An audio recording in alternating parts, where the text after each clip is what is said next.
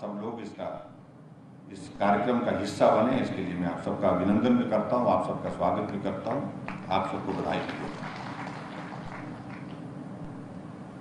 शिक्षा के क्षेत्र में माननीय शिक्षा मंत्री गोविंद ठाकुर जी ने आपके समक्ष बात कही है। हिमाचल भले ही छोटा प्रदेश है, लेकिन छोटा प्रदेश होने के बावजूद भी हम एक नहीं अनेक मानकों में बहुत बेहतर कर रहे हैं। ये बात सत्य है कि बहुत कुछ करना भी बाकी है, और मेरा भी ये मानना है कि हम जो एक्सपेंशन वाला जो विषय है, हमने बहुत ज्यादा एक्सपेंशन कर दी। स्कूल खोल दिए, और वो जरूरत भी रहती है, कुछ जगह की जरूरत रहती है, कुछ जगह पॉलिटिकल कंपल्शंस भी होती है। ऐसे हालात में ऐसे ही खुलते खुलते एक्सपेंशन बहुत ज्यादा। लेकिन अब ज्यादा हमको जो फोकस करने की जरूरत है वो क्वालिटी पर और इंफ्रास्ट्रक्चर पर हमको ज्यादा फोकस करने की जरूरत है। उस दृष्टि से हम निश्चित रूप से इस बात को लेकर के आगे बढ़कर के हम काम करेंगे, और हिमाचल प्रदेश शिक्षा के क्षेत्र में आगे बढ़े, यह हमारा सदैव एक लक्ष्य रहा है। इस लक्ष्य को हासिल करने के लिए हमारे शिक्षा मंत्री जी और हमारे एजुकेशन डिपार्टमेंट के सभी अधिकारी काम कर रहे हैं। मुझे इस बात की भी प्रसन्नता है कि अभी बोर्ड के जो एग्जाम के परिणाम निकले हैं +2 के, उसमें सरकारी स्कूल के बच्चे भी बहुत बेहतरीन पोजीशन हासिल करने में सफल हुए। अन्यथा आज से पहले बहुत दौर ऐसा लंबा हमने ऐसा देखा जहां पर जो प्राइवेट स्कूल होते थे उनके बच्चे, क्योंकि वहां पर कंपैरेटिवली बेटर स्टाफिंग होती है, बेटर फैसिलिटीज होती हैं, वहां पर एक एटमॉस्फेयर अलग से दिया जाता है बच्चों को पढ़ने के लिए। उस दृष्टि से वहां पर बच्चे जो है अच्छे मार्क्स लेते थे। लेकिन अभी हमने देखा साधन की कमी होने के बावजूद भी, सुविधा की कमी होने के बावजूद भी हमारे सरकारी स्कूल के बच्चे भी बहुत बेहतरीन प्रदर्शन करने में सफल हुए हैं। उस बात के लिए मैं शिक्षा विभाग के सभी अधिकारियों को भी, सभी अपने मंत्री महोदय जी को भी बहुत बहुत बधाई देता हूं।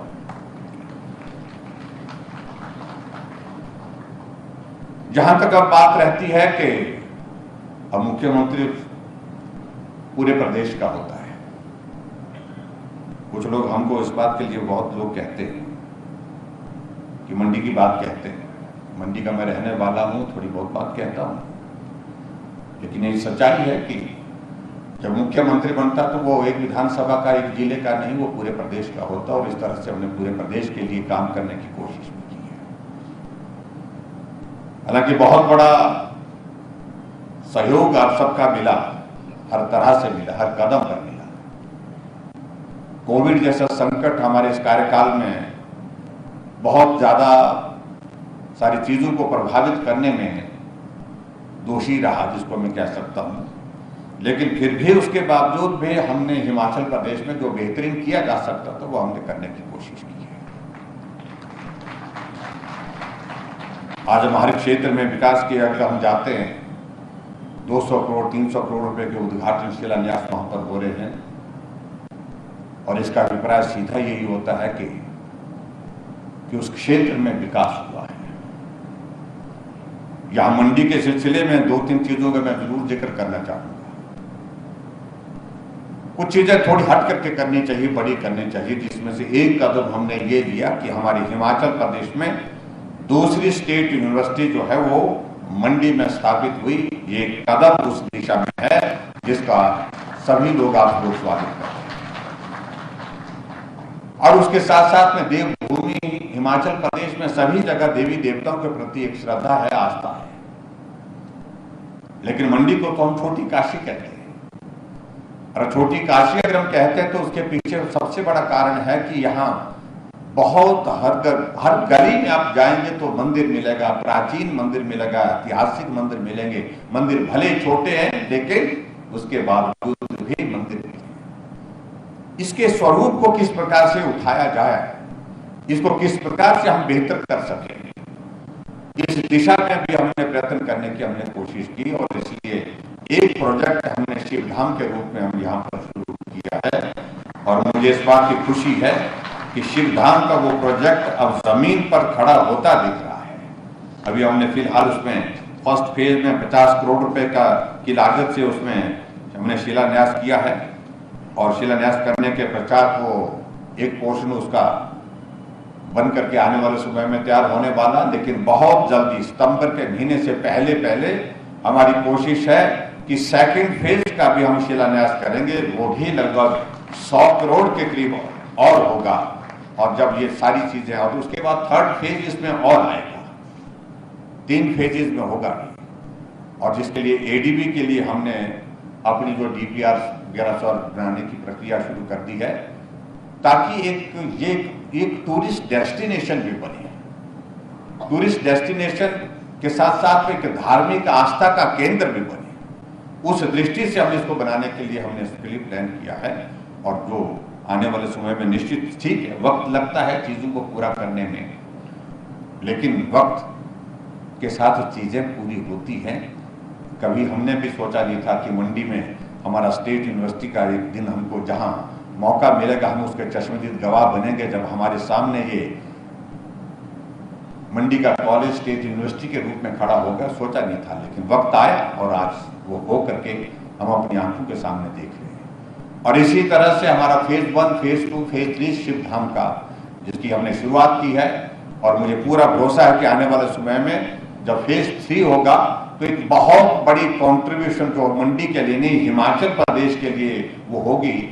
टूरिस्ट डेस्टिनेशन के नाते में, धार्मिक आस्था की दृष्टि से एक बहुत सुंदर जगह जहां पर बनेगी, जिसके लिए हम प्रयत्नशील हैं। ये भी मैं आपके बीच में कहना चाहता हूं। मंडी में मेडिकल यूनिवर्सिटी बने, उसके लिए हम आगे बढ़े। वो मेडिकल यूनिवर्सिटी की स्थापना पूरी करने के बाद उसकी सारी आगे की फॉर्मेलिटी, उसकी बिल्डिंग, उसके भवन और उसकी जमीन, सारी चीजों को लेकर के वो प्रक्रिया का दौर शुरू हो रहा है।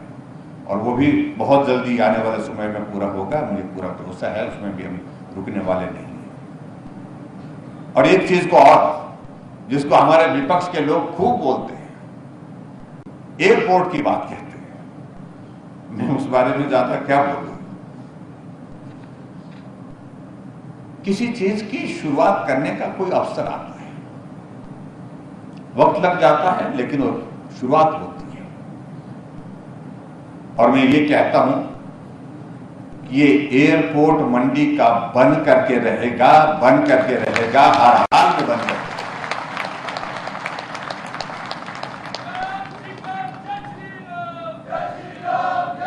क्योंकि इसकी जो टेक्निकल सारी चीजें, वो प्रक्रिया का दौर काफी आगे बढ़ा है।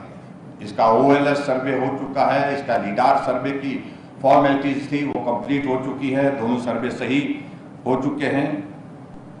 और इसके पश्चात जो है एक और चीज जो अब आने वाले समय में, जिसको भूमि अधिग्रहण करने की प्रक्रिया शुरू करने से पहले हमको करना है, जो हमारा सोशल इंपैक्ट असेसमेंट जो होगी, वो प्रोसेस बहुत जल्दी हम शुरू कर रहे हैं। और एयरपोर्ट अथॉरिटी ऑफ इंडिया के साथ हम जो है जॉइंट वेंचर में एक कंपनी बना करके उसको हम बना रहे हैं। और जो अंतिम पड़ाव पर है, उसकी बहुत सारी फॉर्मेलिटी, जो MOU हमने साइन कर लिया है, उसकी सारी फॉर्मेलिटीज कंप्लीट बहुत जल्दी होने वाली है। और उसके बाद लैंड एक्विजिशन का हमारा ये प्रोसेस शुरू हो जाएगा। और लैंड एक्विजिशन का प्रोसेस शुरू होने के पश्चात फिर चीजें नहीं रुकने देंगे। ये मैं आपके बीच में कहना चाह रहा हूं। हर हालत में इसको बनाएंगे। जो लोग बातें करते हैं, उन सारी बातों का कोई मतलब नहीं है, निश्चित रूप से हम करेंगे। आज के इस कार्यक्रम में यहाँ सभी प्रबुद्ध नागरिक भी यहाँ पर शहर के हैं, और यहाँ सभी हमारे जो एजुकेशन के सेक्टर में अच्छा काम कर रहे हैं, कॉलेज के प्रिंसिपल्स हैं, कॉलेज में पढ़ाने वाले लेक्चरर्स हैं, प्रोफेसर्स हैं, और शहर के और प्रमुख लोग यहाँ पर उपस्थित हैं। हम आने वाले समय में हम कोशिश करेंगे, जहां एक बात और जिसका मैं जिक्र कर रहा था कि मंडी में कॉरपोरेशन बननी चाहिए, एक सुझाव था। और कुछ लोगों ने मुझे ताना मार दिया कि सुझाव है। मैंने कहा अभी तक मंडी इसके लिए एलिजिबल नहीं है, पॉपुलेशन के क्राइटेरिया के हिसाब से मंडी में कॉरपोरेशन बनने की गुंजाइश नहीं है। क्योंकि जो उसके लिए पॉपुलेशन चाहिए तो 50,000 चाहिए थी। हमारे साथियों ने कहा कि आप नहीं बनेगी तो कब बनेगी। और हमको विधानसभा के अंदर प्रस्ताव लाना पड़ा, एक्ट में अमेंडमेंट करनी पड़ी, जो पॉपुलेशन क्राइटेरिया जो 50,000 का उसको रिड्यूस करके एनेक्टमेंट करनी पड़ी, उसको 40,000 किया। और मंडी में हमने कॉरपोरेशन बना करके दी। कॉरपोरेशन अपना काम कर रही है, बेहतर काम करे आने वाले समय में, ऐसी मैं कल्पना करता हूँ, ऐसा मैं आग्रह करता हूँ। ये कुछ चीजें हैं जो जिन चीजों की शुरुआत हुई है। अब ये भी मैं कहना चाह रहा हूं कि मंडी की हमारी जो ये स्टेट यूनिवर्सिटी जो है, जिसका कैंपस क्या है, इस सारी चीजों में हम बहुत डेलिब्रेशंस कर रहे हैं, कहाँ किस प्रकार से जगह कहाँ उपलब्ध है, अच्छी जगह कहाँ है।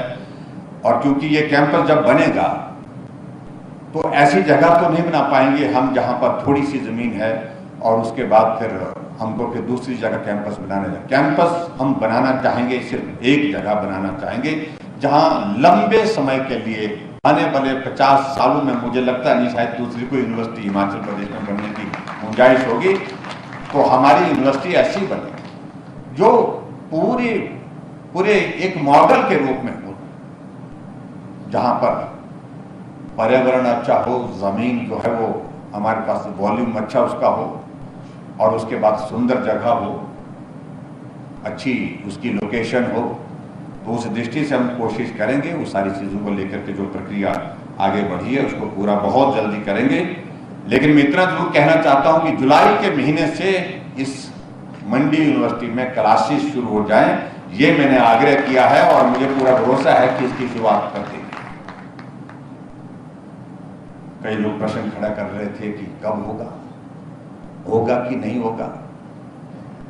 और ऐसे में तो कहीं नया काम जब शुरू किया जाता है तो ऐसे ही बोला जाता है। जब मैं मुख्यमंत्री बना तब भी बोलते थे कि चलेगा कि नहीं चलेगा, ऐसे बोलते थे। लेकिन आज पूरा कार्यकाल आप सबके आशीर्वाद से, आप सबके सहयोग से हम पूरा करके हिमाचल प्रदेश में दूसरी बार सरकार बनाने की स्थिति में आ रहे और बना के छोड़ेंगे। और कई बार लोग बोलते हैं कि बड़ा कठिन काम है, इस काम को बोलते कोई नहीं कर पाए। बड़े बड़े लोगों का नाम पता नहीं, वो बड़े बड़े लोग कितने बड़े थे मुझे मालूम नहीं, लेकिन कहा जाता है बड़े बड़े लोग नहीं कर पाए। मैंने कहा कि बड़े बड़े से भी नहीं, कई बार छोटे आदमी से भी बड़ा काम हो जाता है।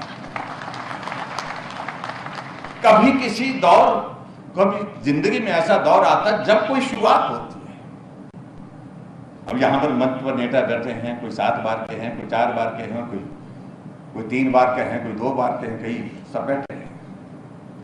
मैं जिस विधानसभा क्षेत्र में मुझे चुनाव लड़ने के लिए कहा था वहां जमानत जब्त होती थी और कहा गया मुझे जाओ होते बार, और ये भी कहा कि आपकी भी जमानत जब्त हो सकती है, क्योंकि मेरे से पहले किसी की बची नहीं थी। तो मैं भी सोच रहा था कि मेरी भी नहीं बचेगी भाई, लेकिन बची, पहली शुरुआत उनकी जमानत बची।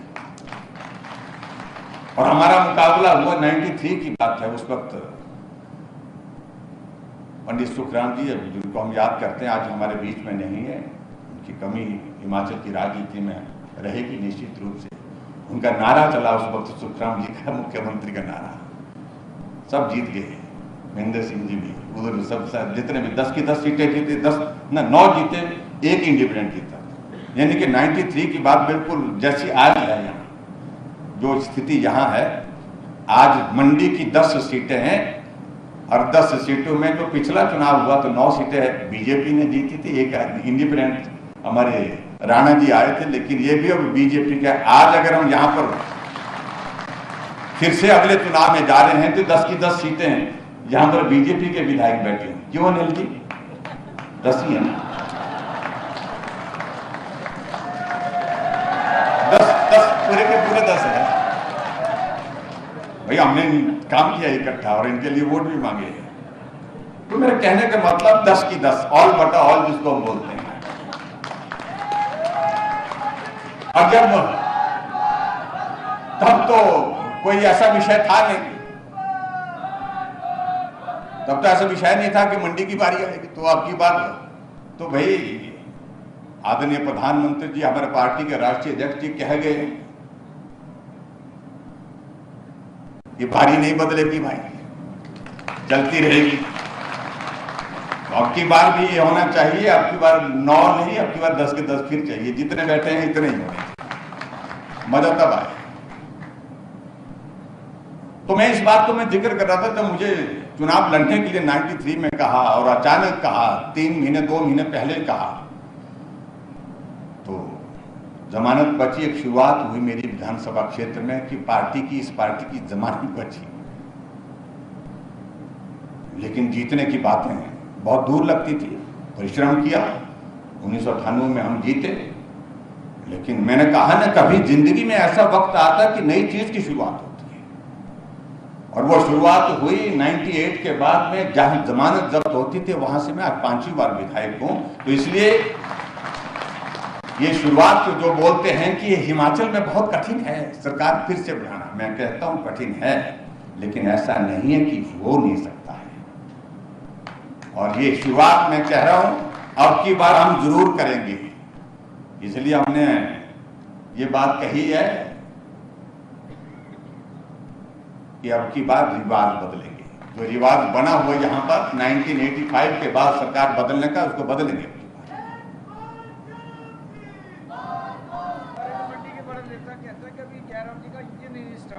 चलो कोई बात नहीं। अभी मुझे उनके बारे में जब हमारे उन साथियों से मिलना होगा, उनसे बात करेंगे। हम राजनीतिक बात करने के लिए आज इकट्ठा है भी नहीं। आज तो हमारे लिए सौभाग्य है कि मंडी में हमारी दूसरी स्टेट यूनिवर्सिटी की शुरुआत हुई है। ये मंडी के लिए नहीं, हिमाचल प्रदेश के लिए एक ऐतिहासिक अवसर है, और इस ऐतिहासिक अवसर पर हम सब लोग यहाँ पर इकट्ठा हैं। और आने वाले समय में मैं ये जरूर चाहूंगा, जब आज से कितने सालों के बाद, क्योंकि आदमी सदैव तो रहेगा नहीं, लेकिन एक फोटो जरूर रखा जाए कि जिस दिन शुरुआत हुई थी तो कौन कौन लोग थे यहाँ पर, तो उनकी याद रहनी चाहिए। ये ऐतिहासिक इवेंट है। ऐतिहासिक इवेंट के साथ ऐतिहासिक चित्र रहेगा जो इस यूनिवर्सिटी में लंबे समय तक याद रहेगा। जब तक ये यूनिवर्सिटी रहेगी तब तक ये स्मरण रहेगा। ये मैं आपके बीच में कहना चाहता हूँ। और आज के इस कार्यक्रम में मैं बहुत लंबी बात नहीं, आज मैं सिर्फ भाषण नहीं, बात करने के लिए आपके बीच में खड़ा हूँ। मित्रों, यहाँ एक चीज को लेकर के हमारे बीच में एक सुझाव के रूप में बात आ रही थी, जो हमारे महाविद्यालयों और विश्वविद्यालयों में जो कार्यरत हमारे लेक्चरर्स हैं, उनके वेतनमान वर्ष 2016 से रिव्यू नहीं हुआ है। और इसके लिए सब प्रतिनिधि हमको बार बार मिल रहे हैं हिमाचल प्रदेश में, जहां भी जा रहे हैं सब बोल रहे हैं कि हमारे बारे में भी सोचिए। हम सबके बारे में सोचते हैं और अच्छा सोचते हैं। मैं हिमाचल प्रदेश के विश्वविद्यालय एवं जो विश्वविद्यालय में जो कार्यरत शिक्षक हैं, जिनको जो यूजीसी के जो पे स्केल देने की जो बात जो लगातार वो लंबे समय से कर रहे हैं, तो आज इस अवसर पर, ऐतिहासिक अवसर पर मैं घोषणा करता हूं कि यूजीसी का जो पे स्केल जो लंबित है, वर्षों से लंबित है, उसको देने की मैं घोषणा करता हूं। और आने वाले समय में रिवाइज जो है वो यूजीसी पे स्केल जो है वो उसके नोटिफिकेशन 1 महीने के अंदर हम कर देंगे, ताकि सारी चीजों को लेकर के हम सब मिल करके काम कर सकें। मैं इतना जरूर कहना चाहता हूं कि आर्थिक दृष्टि से थोड़ी परेशानी जरूर है प्रदेश के सामने, क्योंकि हम ऐसे दौर में से गुजर रहे हैं जिसके कारण कठिनाई है, लेकिन फिर भी जिसका जो हक है उसको देने के लिए हमने प्रयत्न किया है। इसलिए आप लोगों ने देखा होगा कि हिमाचल प्रदेश में हमने इन 4.5 वर्ष के कार्यकाल में बहुत छोटे छोटे इनिशिएटिव्स लेकर के गरीब आदमी को मदद कैसे हो सके, उस पर हमने फोकस किया है, ज्यादा से ज्यादा फोकस किया है। ये हिमाचल प्रदेश सरकार है, जहां पूर्व की सरकार हिमाचल प्रदेश में 400 करोड़ रुपए पेंशन पर, जो हमारे बुजुर्ग हैं, हैंडीकैप है, विडो है, उन पर खर्च करती थी, मेरी सरकार उसमें 1300 करोड़ रुपए खर्च कर रही है। जहां 4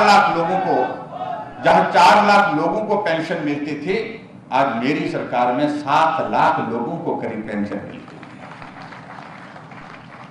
ये अंतर है। हमने गरीब आदमी की मदद करने की कोशिश की है। हमने हिमाचल प्रदेश में जो गरीब आदमी अपना इलाज नहीं कर सकता, उसके इलाज के लिए हमने आयुष्मान भारत के साथ हिम केयर की शुरुआत की, और जिसमें हमने हिमाचल प्रदेश में उस गरीब आदमी को जो कोई बीमारी ऐसी लग गई है जिस पर ज्यादा खर्च होगा, उसकी मदद हम करेंगे। 5 लाख रुपए तक का हेल्थ कवर हम हिमाचल प्रदेश सरकार की ओर से दे रहे हैं। हमारी हिमाचल प्रदेश की सरकार हर घर में गैस का चूल्हा देने में पूरे देश भर में सबसे पहले स्थान पर, पहला प्रदेश है जहां हर घर में गैस का चूल्हा पहुंचाया है। 3,31,000 गैस के चूल्हे घर घर में पहुंचाए। जो गांव का गरीब आदमी, गरीब महिला अपने घर में कल्पना नहीं कर सकती थी, गैस का चूल्हा उसके घर में भी पहुंचेगा। आज उसके घर में गैस का चूल्हा है। हमने उन बीपीएल बेटियों के लिए यह भी सुनिश्चित किया था, जो जितनी भी होंगी, जिस दिन उस बेटी की शादी होगी, शगुन योजना के माध्यम